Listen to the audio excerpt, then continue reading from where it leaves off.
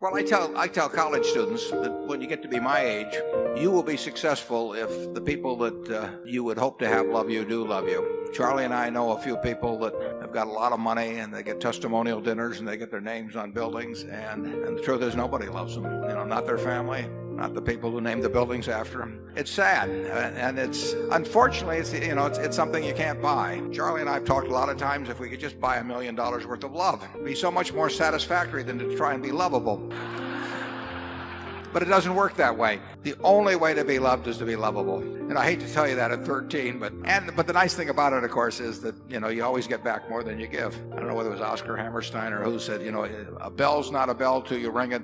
A song's not a song till you sing it. Love isn't in the heart, isn't put there to stay. Love isn't loved till you give it away. And basically, you'll always get back more than you give away. And if you don't give any, you don't get any. It's very simple. I don't know anybody my age that is loved by a lot of people. We had a dinner the other night. Don Keough was there. Everybody loves Don Keough for good reason. And there's nobody I know that commands the love of people around them, the people they work with, their family, their neighbors, that is other than a success or feels other than a success. I don't know how the people feel that they know that nobody loves them, but I can't believe they feel very good. So it's very simple. You can't get rid of love. If you try to give it out, you get it back more than you've given, and it's the best thing. Charlie, what do you speak for?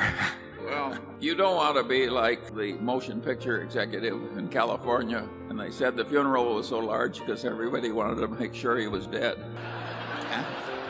And there's a similar story about the minister saying at the funeral, "Won't anybody stand up and say a good word for the deceased?" And there was this long silence, and finally one guy stood up and he said, he said his brother was worse.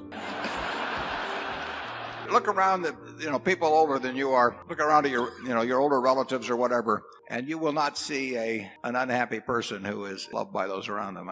And it's most people in this room are going to do very well financially. Most of the college students I talk to are going to do well financially. And some of them are going to have very few friends, real friends, as they get older, and others people won't be able to do enough for. I see it around me all the time. That's our advice for the day on that. Number 2.